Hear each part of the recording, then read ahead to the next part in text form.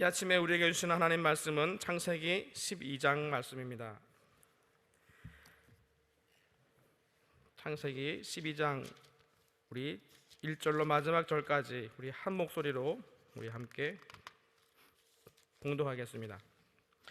여호와께서 아브라함에게 이르시되 너는 너의 본토 친척 아비 집을 떠나 내가 내게 지시할 땅으로 가라. 내가 너로 큰 민족을 이루고 내게 복을 주어 내 이름을 창대케 하리니 너는 복의 근원이 될지라. 너를 축복하는 자에게는 내가 복을 내리고 너를 저주하는 자에게는 내가 저주하리니 땅의 모든 족속이 너를 인하여 복을 얻을 것이니라 하신지라. 이에 아브라함이 여호와의 말씀을 쫓아갔고 롯도 그와 함께 갔으며 아브라함이 하란을 떠날 때에 그 나이 75세였더라. 아브라함이 그 아내 사레와 조카 롯과 하란에서 모은 모든 소유와 얻은 사람들을 이끌고 가나안 땅으로 가려고 떠나서 마침내 가나안 땅에 들어갔더라. 아브라함이 그 땅을 통과하여 세겜 땅 모래 상수리 나무에 이르니 그때 가나안 사람이 그 땅에 거하였더라.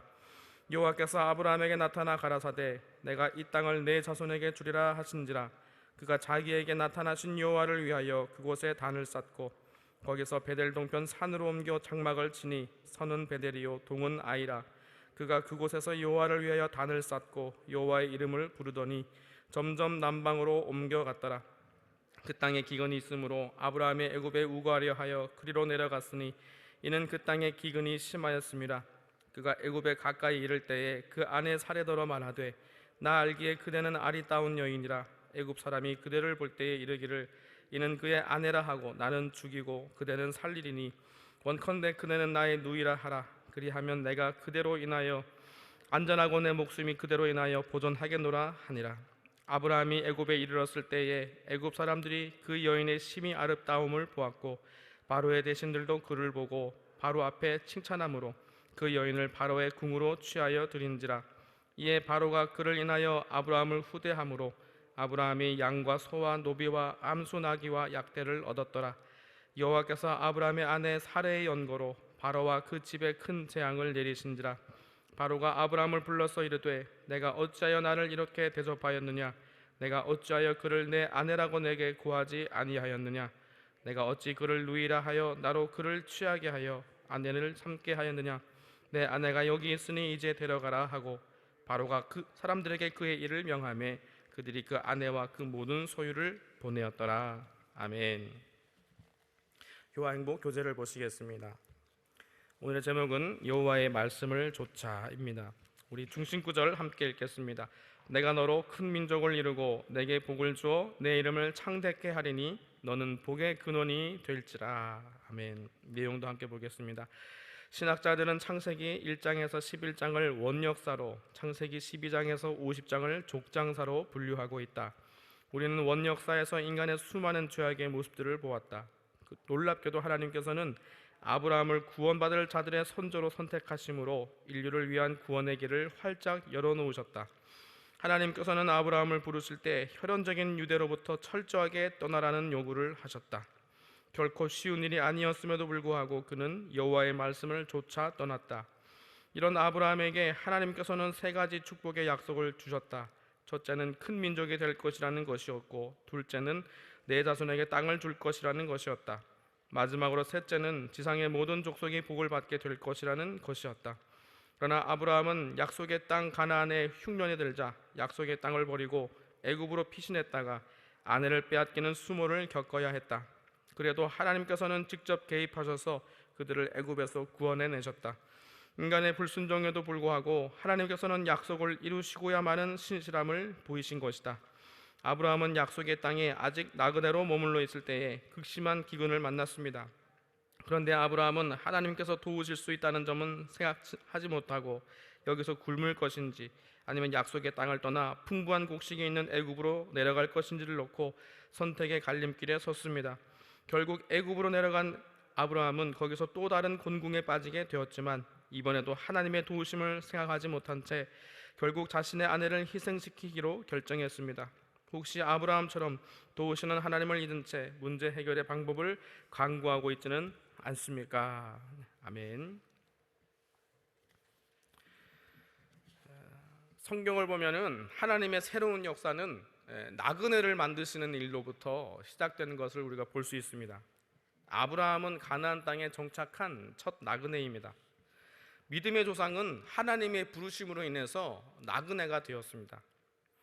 뱀의 후손이 세운 제국의 역사, 그것을 떠나서 하나님이 이루시는 구속사를 시작하는 첫 출발점에 나그네를 세우셨습니다. 제국의 도시 시민으로 잘 살고 있던 이 아브라함을 불러내어서 말 그대로 나그네를 만들어 버리신 일이 바로 오늘 사건입니다. 여러분, 하나님의 구속사가 나그네를 통해서 쓰였다는 것을 아는 그 깨달음이 우리에게 매우 큰 통찰을 줍니다. 우리도 아브라함처럼 나그네로 부르셨다는 거예요. 우리는 영적인 출애굽을 통해서 세상에서 떠난 나그네들입니다. 나그네는 어떤 자들입니까? 항상 보면은 소수자입니다. 자신의 힘으로 성과대를 쌓지 않고 바벨의 도시 문명을 이루지 않는 자들입니다. 내 힘으로 나 자신을 지키기에는 역부족일지는 모릅니다. 그리고 또 문명 속에서 언제나 소수였기에 약자라 말할 수 있고, 그렇기에 바울도 이렇게 말한 것 같습니다. 부활이 없다면 세상에서 가장 불쌍한 자일이라 한 그 자들이 바로 그리스도인 나그네들입니다. 여러분, 하나님은 이 나그네를 통해서 구속의 역사를 움직여 가셨다는 것을 기억할 수 있었으면 참 좋겠습니다. 하나님은 갈대아 우르라고 하는 그 제국의 도시를 떠나서 팔레스타인 땅으로 아브라함을 이주시키시면서 여인의 후손인 그리스도가 오실 그 길들을 예비하셨습니다. 변방에서 바로 그 일들을 하셨습니다. 뱀의 후손들이 에덴을 떠나서 에덴의 동쪽에서 제국을 만들고 있을 때 그 속에서 여자의 후손을 끄집어내시고 가나안 땅으로 인도하셔서 그곳에서 하나님 나라의 일을 이루는 꿈을 꾸셨다는 것입니다. 하나님의 부르심은 언제나 나그네로의 부르심입니다. 여러분, 정말로 그러한가? 우리 구약 성경 이야기를 한번 해보겠습니다. 창세기는 뭐라고 해도 나그네들의 이야기입니다. 아브라함, 이삭, 야곱, 그리고 요셉, 이 4대 족장은 모두 다 나그네들입니다. 요셉은 나그네로 애굽의 중심부에 들어갔고, 이후로 야곱의 모든 자손들은 그곳에서 나그네로 삶을 살게 됩니다. 출애굽기는 또 어떻습니까? 출애굽기도 나그네 이야기입니다. 민수기, 신명기 다 나그네 이야기입니다. 그 저자는 누구입니까? 나그네 모세입니다. 이집트 왕자 모세가 아니라 양치기 민족을 이끄는 양치기 목동, 대표 목동 모세입니다. 하나님은 당신을 바로 왕에게 어떻게 소개하셨는가 하면은 나는 히브리인들의 하나님이다, 히브리인의 하나님이다라고 소개를 하셨습니다. 많은 학자들이 히브리라는 그 어원이 하비루라는 말에서 근거하고 있다는 것을 정확하게 일치하지는 않지만, 그러나 그 당시에 있던 하비루는 어떤 사람인가 하면 떠돌이들입니다. 떠돌이들. 그 시대의 그 사회의 어떤 불안정한 요소가 될 수 있는 그 하비루, 그것이 히브리와 어느 정도 겹친다는 것을 많이들 인정하고 있습니다. 그리고 출애굽에서 나올 때에 중다한 잡족들이 그 유대인들과 함께 나오잖아요. 그래서 그들이 정체성은 히브리, 나그네들이라는 것입니다. 율법은 또 뭐라고 칭하고 있습니까? 그들이 들어가서 차지할 땅은 하나님의 땅이요, 너희는 그 땅에 나그네로 우거하는 자다라고 말씀하십니다. 그리고 나그네를 압제하지 말라, 너희도 그 땅에서 애굽에서 나그네이었었음이니라, 이렇게 말씀을 하고 있습니다.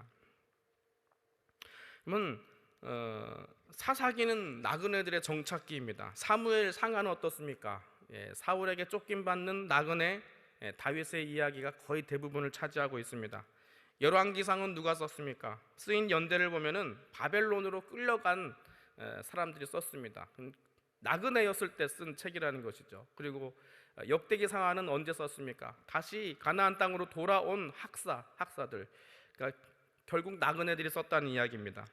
선지서들은 어떻습니까? 선지자들은 일단 그 땅에서 내놓은 자들입니다. 하나님의 말씀을 전하고 죽임을 당하고 핍박을 당하던 자들이 바로 선지자들의 운명이었습니다. 선지자로 부름받은 것 자체가 나그네로 부름받은 것입니다.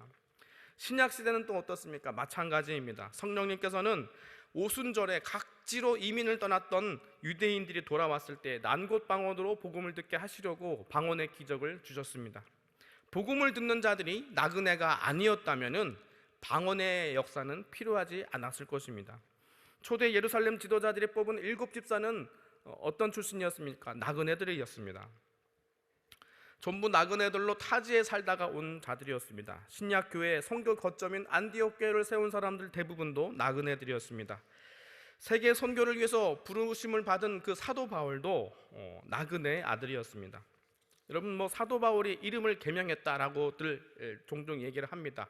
원래는 사울이었는데 바울로, 그러니까 큰 자에서 작은 자로 이름을 개명했다고 부르는데 이것은 그렇게 적절하지 못합니다. 왜냐하면 이중 국적을 가지고 있는 나그네들의 삶, 즉 우리가 지금도 볼 수 있죠. 미국에서 살고 있는 사람들 이름이 한국 이름도 존재하면서 피터와 같은 이런 영어 이름을 동시에 사용하고 있는 것들을 보게 됩니다. 성경은 사도 바울이 이름을 개명했다고 기록하지 않고 있습니다. 단지 그의 헬라어 파울로스라는 이름이 나중에는 이방인 선교할 때 그 이름으로 불렸다는 것을 우리에게 기록하고 있을 뿐입니다. 결국에는 뭘 말합니까? 사도 바울 역시 나그네였다는 것입니다. 여러분들, 여기서 발견하는 게 뭐냐 하면은 나그네들이 없었다면은 사도 바울은 회당을 다니면서 선교하는 선교의 거점도 없었을 것이고, 나그네들이 아니었다면은 기도와 물질로 후원받는 일들도 없을 것이고, 나그네들이 아니었더라면은, 그리고 나그네인 바울이 없었다면 신약 성경의 대부분의 본문들은 쓰여지지 못했을 것이라는 것입니다. 자, 여러분, 이처럼 평생 한 곳에서 사는 것을 당연하게 생각하던 고대 사회에서, 그리고 시족 사회, 부족 국가 사회, 그리고 고대 왕정 사회에서 사람들의 이해에서는 이민이라고 하는 그 극단적인 이주를 통해서 하나님께서는 당신의 구속사를 쓰고 계신 것들을 우리가 발견하게 됩니다. 그럼 사랑하는 성도 여러분, 우리 주님도 여우도 굴이 있고 새도 집이 있으되 인자는 머리 둘 곳도 없다라고 말씀하셨습니다. 우리 주님의 삶 자체도 나그네의 삶이었다는 것입니다. 여러분, 단순화해서 말씀드리면은 이렇게 말씀드릴 수 있습니다. 성경은 대부분은 나그네들이 썼습니다. 하나님이 기록하신 나그네들의 이야기가 바로 이 성경이라는 것입니다.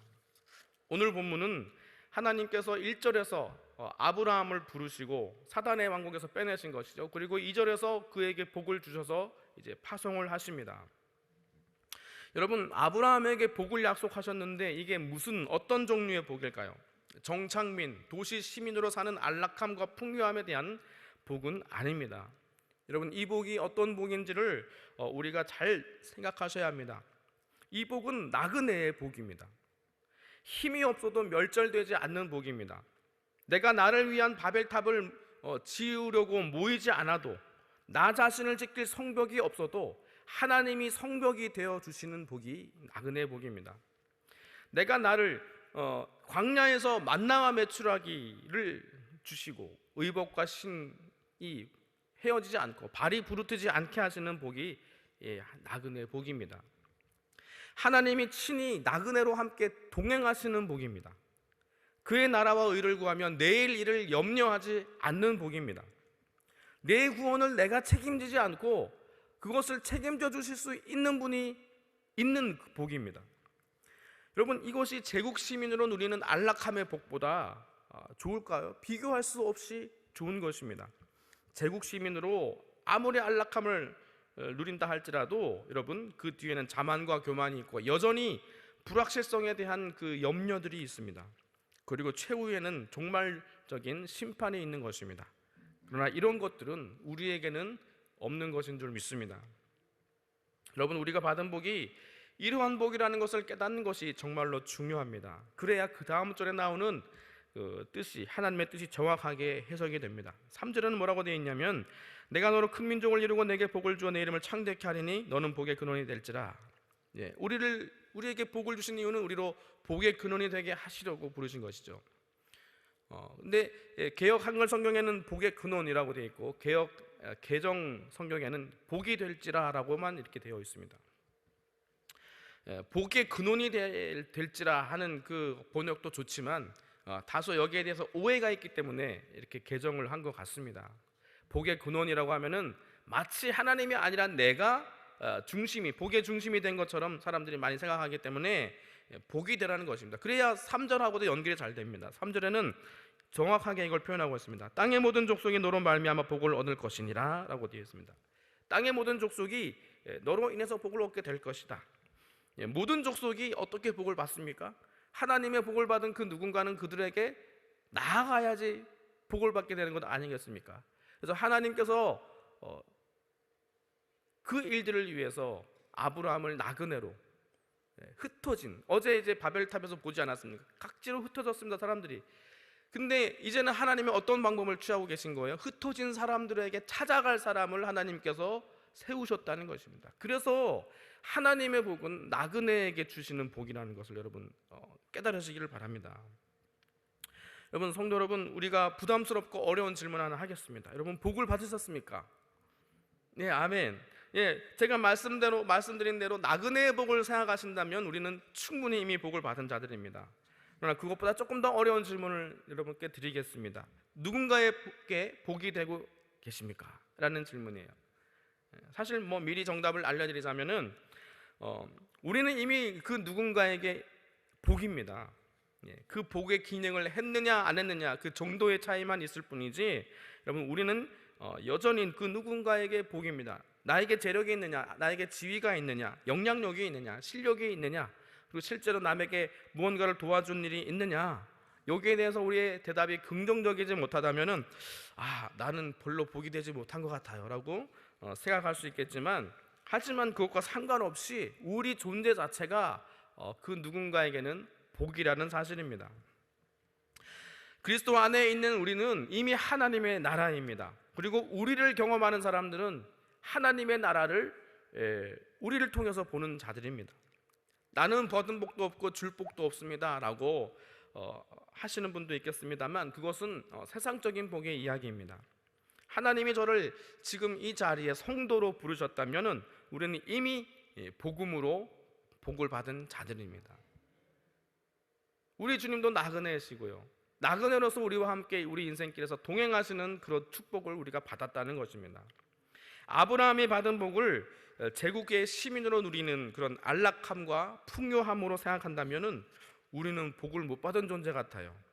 또 남에게 복이 되기는커녕 남의 받은 복 덕 좀 봐야 될 사람들일 것입니다. 하지만 오늘 분명히 마음에 새기시기를 바랍니다. 하나님은 모든 민족에게 복이 되게 하시려고 우리를 나그네로 부르셨고, 나그네에게 충분한 복을 우리에게 허락하셨다는 것을 여러분 믿으시기를 바랍니다. 근데 여러분, 이 고백이 참 쉽지는 않습니다. 아브라함도 이런 믿음이 처음부터 가능하지는 않았던 것 같습니다. 아브라함은 부족했던 그를 하나님께서 하나님의 사람으로 세우시고 영적 이스라엘의 아비로 세워가시는 것들을 볼 수 있습니다. 그는 나그네로서의 소명을 받고 이제 그 땅을 떠났습니다. 처음엔 참 잘했습니다. 가나안 땅에 들어오자마자 하나님께서 다시 약속을 해주셨죠. 그 약속의 말씀을 듣고 아브라함이 곧바로 했던 일들은 예배입니다. 단을 쌓고 여호와의 이름을 불렀다고 했습니다. 창세기에서 여호와의 이름을 부른 시점들이 좀 나오는데요, 그게 좀 아주 극적입니다. 봤을 때 가인이 셋을 죽이고 그 다음에 셋의 자손 에노스가 나오고 나서 그때부터 여호와의 이름을 불렀다라고 한 기록들도 있고요. 창세기에서 하나님의 이름을 부르는 그 시점들은 참으로 의미심장한데요, 그게 뭐냐면 시대가 어둡고 죄가 관영하였을 때, 그때에 어떻게 보면 하나님께서 사단의 진지를 꿰뚫는 그런 송곳과 같은 그 자들을 세우셔서 그들이 하게 하시는 일들이 뭐냐면 예배였다는 것입니다. 그래서 예배를 그냥 드렸다라는 것은 그냥 읽고 넘어갈 일들이 아니라 이것은 사단에게 치명타를 가하는 일이었고요, 성경의 역사를 보면서 인류는 타락하여서 전혀 회복의 가능성이 없구나라고 사람들이 생각할 그 시점에 나오는 기록이 하나님의 이름을 불렀더라 하는 그 기록이 되어 있는 것입니다. 오늘 그래서 아브라함이 예배를 드렸다라는 것은 그냥 아브라함의 믿음이 좋았나 보다 이렇게 생각하는 것보다, 하나님께서 하나님의 나라를 이루어 가실 때에 정말 암흑천지같이 보이는 그 제국의 역사 가운데서, 뱀의 후손들이 쓰고 있는 문명의 역사 가운데에서 하나님께서 여인의 후손이 오게 하시는 그 일들을 어떻게 예비하시는가? 결국에는 한 예배자를 통해서 세워가고 있음을 우리가 여기서 발견하게 되는 것입니다. 여러분들이 믿지 않는 가정에서 드리는 예배, 또한 구역 식구가 아무도 없을 때 나 혼자서 드리는, 구역자 혼자서 드리는 예배, 이거는 참 어떻게 보면은 쓸쓸한 것 같지만, 하지만 하나님께서 그 예배를 사용하신다는 것입니다. 여러분, 여기까지만 하면 참 분위기가 좋았어요. 근데 8절 넘어서 9절로 가기 시작하면은 어떻게 기록이 되어 있냐면, 그가 점점 남방으로 갔더라 하는 기록이 되어 있습니다. 그리고 또 더 뒤로 가봤더니 기근을 만나서 애굽으로 돌아가는 아브라함의 모습을 볼 수 있습니다. 그때부터 뭐가 사라지냐면은 예배가 사라지고 있습니다. 여러분, 아브라함에게 어떤 일이 생겼을까요? 하나님께서 약속해 주신 그 복에 대해서 아브라함은 처음에 이해하지 못했고, 나중에는 그 복을 인정할 수가 없었습니다. 아브라함에게 주었던 복이 나그네의 복이었음에도 불구하고 아브라함은 제국의 시민으로서의 복을 생각하고 있었던 것 같습니다. 아브라함이 살았던 곳은 그 비옥한 초승달지대, 그 티그리스와 유프라테스 같은 그 큰 강들이 흐르는 옥토에서 살던 아브라함이었습니다. 풍요로운 땅에서 살다가 가나안 땅에 와보니까 이거 완전 실개천 같이 보이는 이 요단강 하나 있고 사막처럼 메마른 광야가 있다는 것이죠. 이건 하나님께서 나에게 주시는 복이 아닐 거야 라고 생각했을지도 모릅니다. 과연 이 땅을 하나님께서 나에게 주었는가? 하나님이 내게 주시는 복이 과연 이런 것인가? 그 땅의 기근을 만났을 때 그의 믿음이 한순간에 허물어져 버립니다. 그리고 다시 어디로 갑니까? 제국으로 돌아가는 것이죠. 하나님께서는 아브라함을 나그네의 복을 주셔서 제국으로부터 빼내셨는데, 아브라함이 결국 했던 일들은 믿음을 다 저버리고 다시 애굽이라는 제국으로 다시 들어가 버렸다는 것입니다. 여러분, 이것은 우리의 모습과 크게 다르지 않을 것입니다. 어떻게 보면은 제국을 기웃거리는 그런 삶의 모습이 바로 이 아브라함의 모습입니다. 결국에는 어떤 일도 벌어집니까? 아내를 혼례 답례품을 받고 팔아 넘기는 일로 또 아브라함의 삶이 전락이 되는 것입니다. 여러분, 우리가 여기서 나그네의 영성을 회복하셔야 합니다. 제국에서 얻게 된 힘을 여러분 다 버리라는 것이 아닙니다. 제국에서 얻게 된 이 위치에서 내려오라는 말도 아닙니다. 재물을 다 포기하라는 말도 아닙니다. 단 여러분, 그것을 부둥켜 안고 영원히 잃어버리지 아니할 것처럼 애지중지하는 것은 아니라는 것이죠. 자녀에게 부모가 이루지 못한 꿈을 투영하는 그런 일들을 그치라는 것입니다. 우리는 다 나그네입니다. 언젠가는 헤어질 것입니다. 우리 옆에 분들 한번 보세요. 언젠가 헤어질 거예요. 나그네로서 이 땅에 살고 있는 것입니다. 그 원수 같은, 이렇게 말하면 안 되죠, 새벽부터. 그 사람 결국엔 여러분 나그네로서 헤어질 거예요. 그렇게 보면 참 세상에 미워할 사람이 없는 거예요. 다시 천국에서는 좋은 관계로 다시 시작할 관계이기 때문에 그렇습니다. 조바심 내면서 부둥켜 안고 지켜낼 것도 결국은 없습니다. 중앙에서 한직으로 그렇게 옮겨가게 되는 것을 서러워할 필요가 없습니다. 밤마다 싸우는, 주차 문제로 시끄러운 그런 동네로 이사하게 됐다고 여러분 낙심할 필요 없습니다. 여러분은 그곳에서도 복입니다. 심지어는 여러분 나의 잘못으로 감옥에 가는 일이 있다 할지라도, 100번 감옥에 갈 일이 있다고 할지라도 여러분 그곳에서도 여러분들은 복입니다. 바벨론에 끌려가서도 여러분 복이 되었던 것을 생각해 보십시오. 다니엘, 에스라, 느헤미야, 에스더, 이런 사람들 다 나그네이지 않습니까? 그런데 그 땅 가운데서 열방 왕으로 하여금 하나님을 인정하게 하고 하나님이 주시는 복이 무엇인지를 그 풍요롭고 그 놀라운 제국 가운데서 고백하게 하셨다는 것입니다. 에스더의 이름의 뜻이 별입니다. 별. 그곳에서 하나님께서는 빛이 되게 하셨다는 것입니다. 우리가 있는 어떤 곳이든 다 우리는 복입니다. 나는 비천에 처할 줄도 알고 풍부에 처할 줄도 알아. 모든 일 곧 배부름과 배고픔과 풍부와 궁핍에도 처할 줄 아는 일체의 비결을 배웠노라 하는 그 고백이 저와 여러분의 고백이 되실 주님의 이름으로 축원합니다. 지하 단칸방에서 20년, 30년을 살았어도 거기서 벗어나고 있지 못해도 괜찮습니다. 우리가 받은 복은 그런 집이라도 감사할 수 있는 복입니다. 그리고 둘째는 더 좋은 복입니다. 그곳을 언젠가는 벗어날 것이라는 복입니다. 우리의 도성은 하늘로부터 내려오는 영원한 하나님의 나라입니다. 여러분, 더운 날 불어오는 시원한 바람과는 비교할 수 없는 신선함이 우리 앞에 있습니다. 차원이 다른 순결하고 청명하고 이 세상 어디에서도 맛보지 못한 새로운 기운이 여러분 가운데 불어올 것입니다. 제가 어떤 분에게 예전에 정말 유명하시고 정말 훌륭하신 목사님한테 안수를 받았는데요, 거의 안수를 이마를 맞대고 안수를 하세요. 그러니까 얼마나 침이 튀기겠어요, 안수가. 침을 얼굴에 막 튀기는데요, 그때 저는 다른 차원의 뭔가 거룩한 바람이 저를 덮치는 걸 느꼈어요. 이거는 이 세상 것이 아니다. 이거는 전혀 나와 수준이 다른 어떤 거룩함이 나를 덮치는 것을 제가 경험했는데, 여러분, 이것이 우리 앞에 있다는 것입니다. 하나님께서 주시는 신선한 바람, 숨 막히게 하고 다시 숨쉬게 하시는 성령의 놀랍게 새롭게 하시는 그 호흡이, 그 숨결이 우리에게 예비되어 있다는 것입니다. 여러분, 나그네는 위대합니다. 이 세상 어디에서도 어떤 곳이라도 살아가지 못할 곳이 없습니다. 하나님께서 함께 하시는 복을 받았기 때문입니다.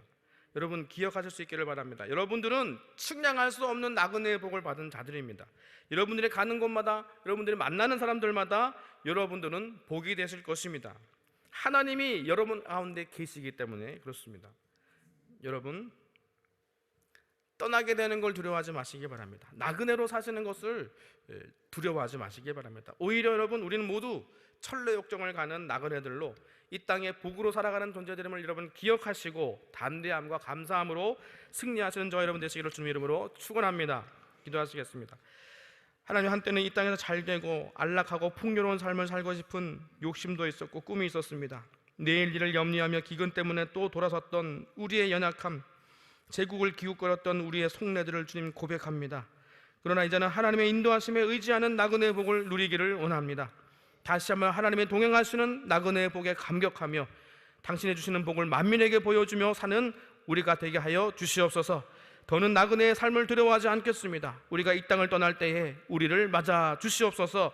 예수님의 이름으로 기도하옵나이다. 아멘. 주님이 가르쳐 주신 기도로 예배를 마치겠습니다.